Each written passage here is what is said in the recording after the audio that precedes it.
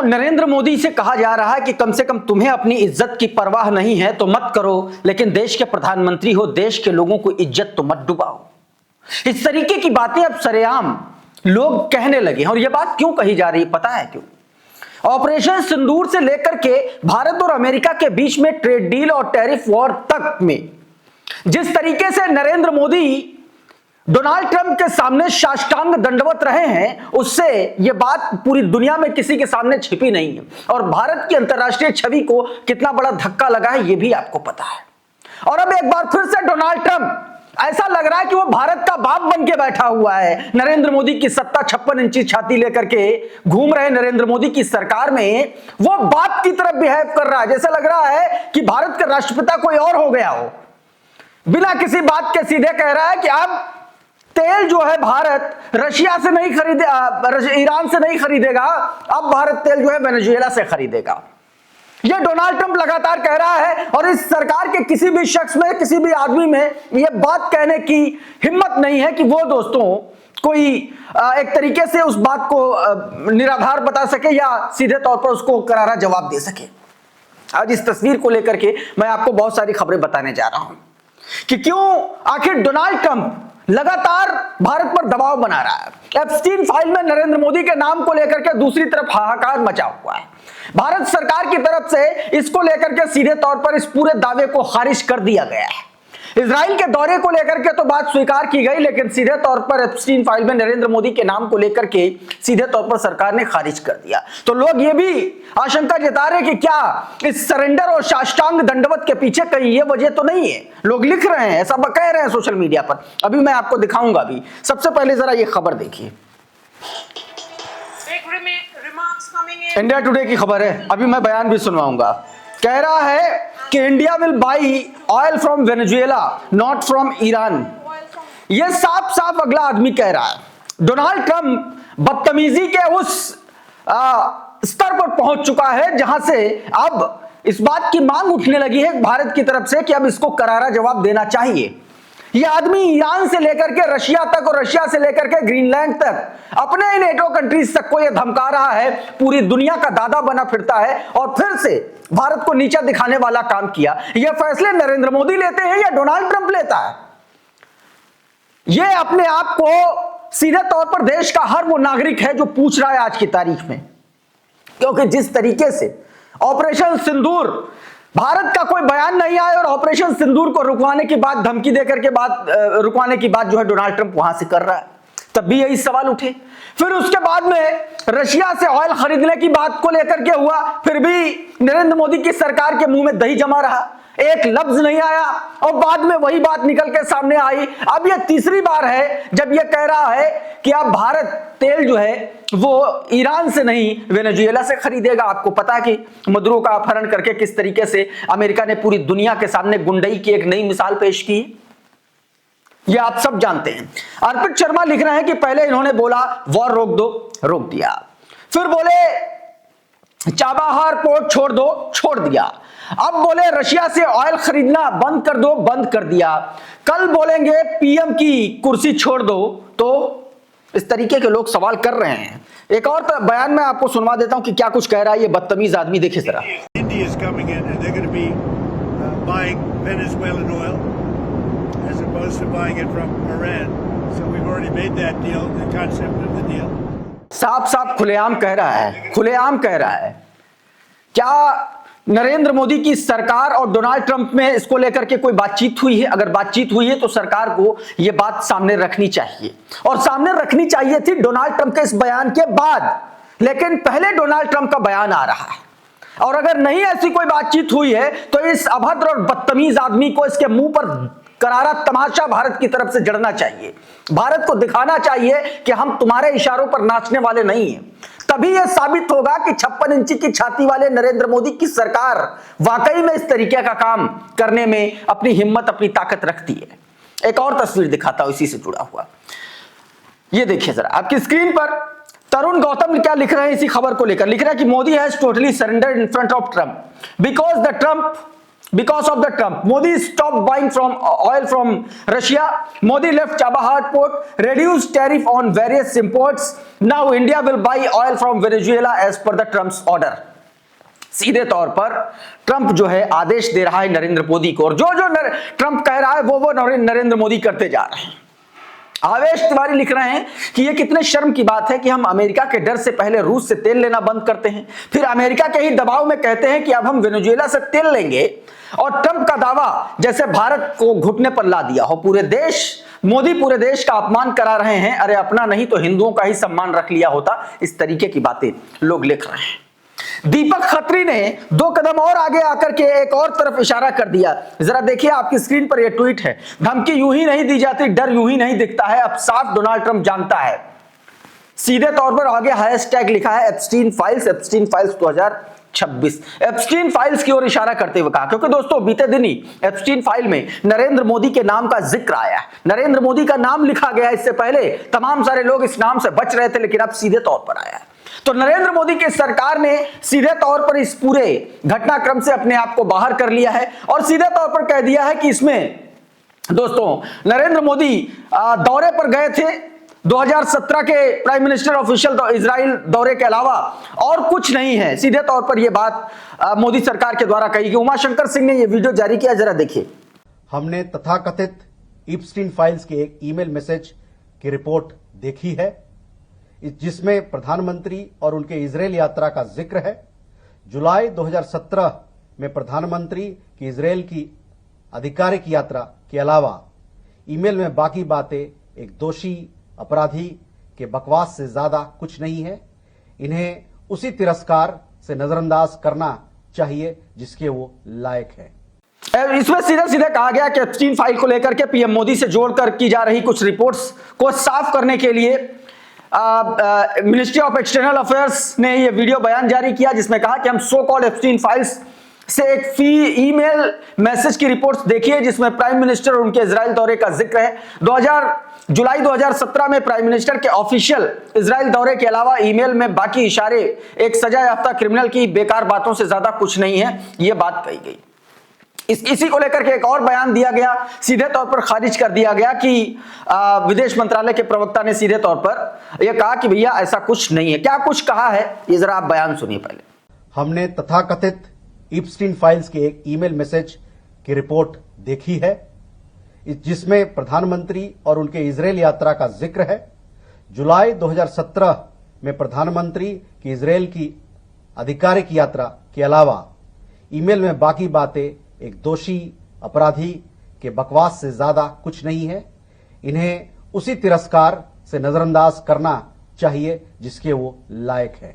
हाँ, अब Epstein file से लेकर के एक और बड़ा बयान आपको दिखाता हूं कि दरअसल कितना घिनौना कृत्य है, कितने घिनौने कृत्य का ये वो दस्तावेज है जिसने पूरी दुनिया के बड़े बड़े ताकतवर लोगों को नंगा करके रख दिया है।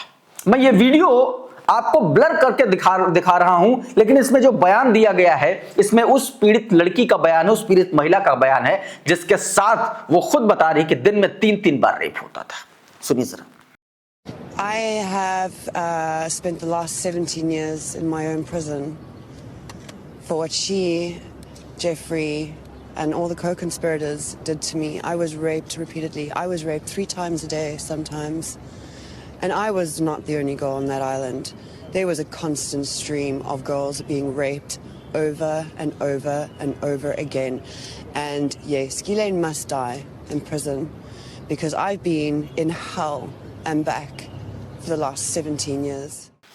इस बीच दोस्तों भारत का बजट को लेकर के चर्चा हुई, और उस बजट में भारत की स्थिति को लेकर के क्या हालत, किस बुरी स्थिति में लेकर के खड़ा कर दिया है नरेंद्र मोदी की सरकार में पिछले 10-12 सालों में, उस पर कांग्रेस की नेता प्रवक्ता सुप्रिया श्रीनेत ने भारतीय जनता पार्टी के प्रवक्ता सुधांशु त्रिवेदी को धो डाला। नरेंद्र मोदी की सरकार के कुछ ऐसे आंकड़े उन्होंने साथ में रखे कि वहां से सीधे तौर पर सुधांशु त्रिवेदी सास बहू और साजिश वाले किरदार में आ गया। शिक्षा बजट को लेकर के उन्होंने पोल खोली और कहा कि 4.5% बजट था, और आज की तारीख में 2.5% यानी कि शिक्षा का बजट घटा दिया गया। यानी कि सीधे तौर पर सरकारी काम खत्म, प्राइवेटाइजेशन बढ़ा दिया गया, स्कूलों के फीस जो है आप देखें कि किस तरीके से 7वें आसमान पर है। उच्च शिक्षा का टोटल बजट 2.5% था, 0.9% कर दिया। रक्षा का बजट, टोटल बजट 17% था, 13% हो गया।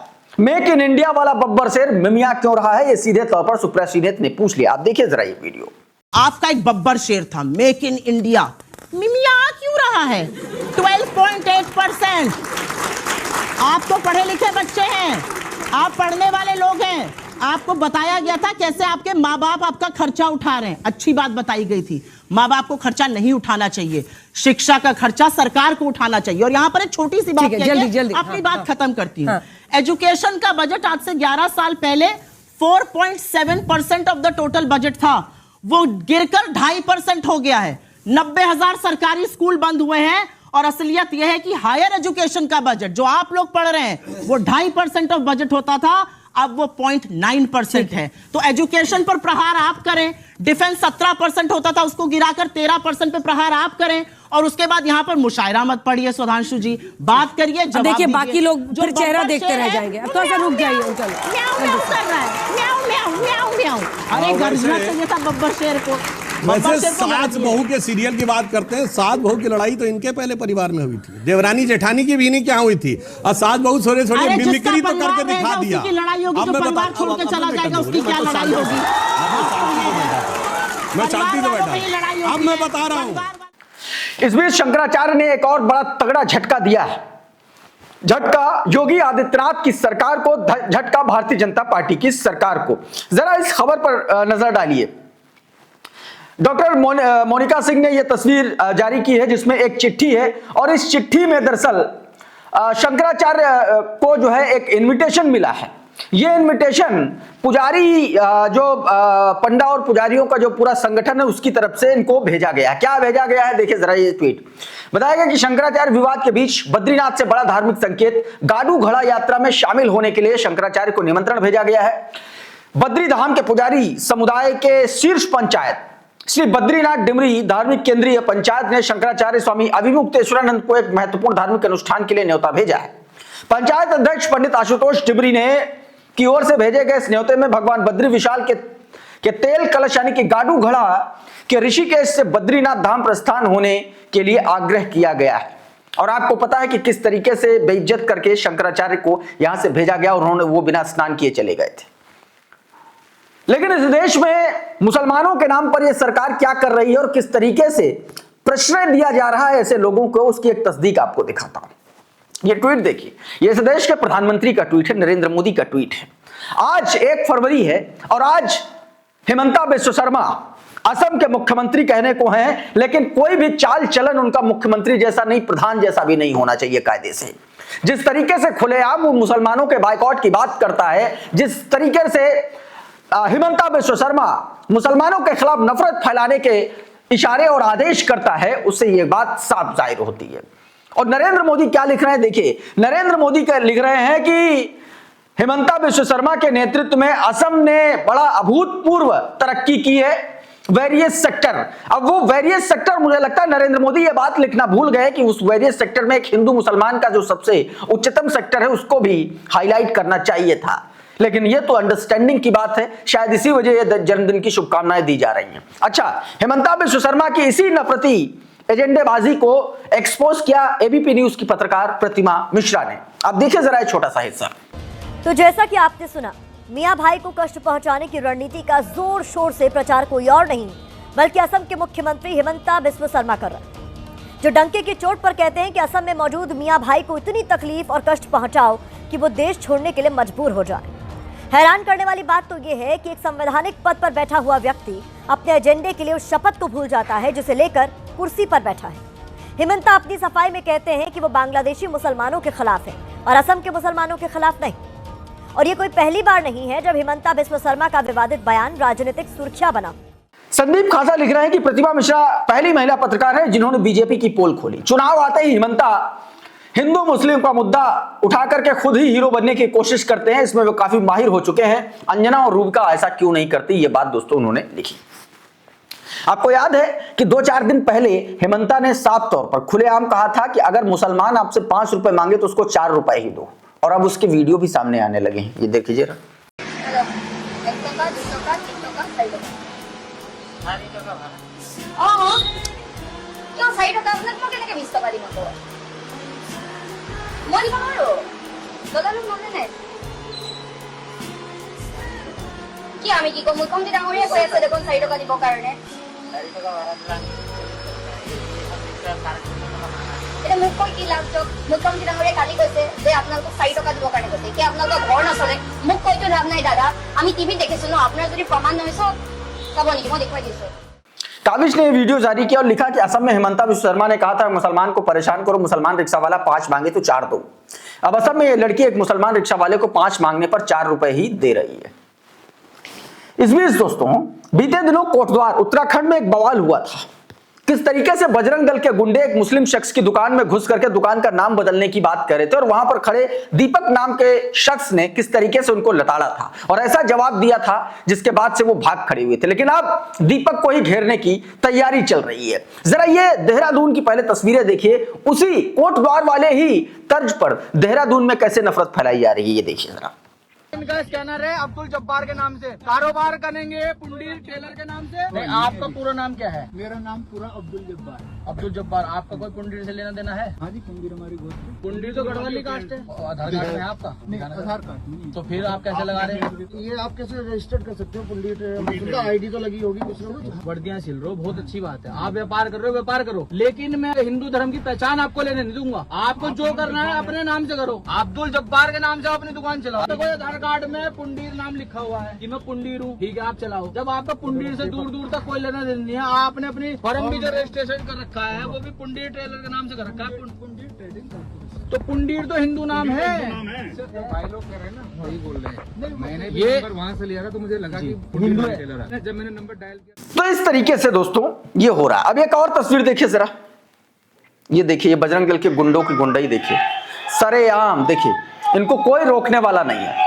और ये वो उत्तराखंड है जहां के मुख्यमंत्री पुष्कर सिंह धामी नफरत फैलाने के नाम में नंबर 1 आए हैं। अभी एक रिपोर्ट आई थी, उसमें सबसे ज्यादा नफरती भाषण, सबसे ज्यादा डिवाइड करने वाली जो स्पीचेस दी, जो बातें की, वो उत्तराखंड के मुख्यमंत्री पुष्कर सिंह धामी ने की। और वहां के उसी का ये स्थिति है, देखिए किस तरीके से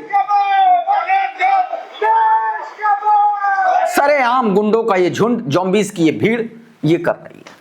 और अब ये भीड़ स्कूलों में, विद्यालयों में घुस रही है। रहीम और कबीर के नाम पर हमने और आप में से तमाम सारे लोगों ने कविताएं, दोहावली और पता नहीं क्या क्या पढ़ा होगा। लेकिन अब यही गुंडे, जिन्होंने हो सकता है कभी स्कूल का मुंह देखा हो, अब वो कह रहे कि कौन क्या स्कूल में ये बदतमीजी चल रही है स्कूल टीचर से। ये आपकी स्क्रीन पर ट्वीट है, जरा देखिए, सौरभ ने ये ट्वीट किया, सौरभ यादव ने लिखा कि उत्तराखंड के देहरा पब्लिक स्कूल में एक फिल्मी गाना बज रहा था और उस गाने का उन्होंने उसमें जिक्र किया। फिर टीचर जो है बजरंग दल वाले इस गाने को सुनकर के हंगामा करने पहुंच गए।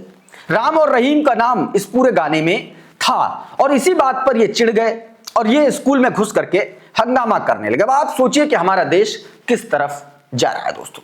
चलते चलते एक और आखिरी खबर देखिए, ये देखिए जरा,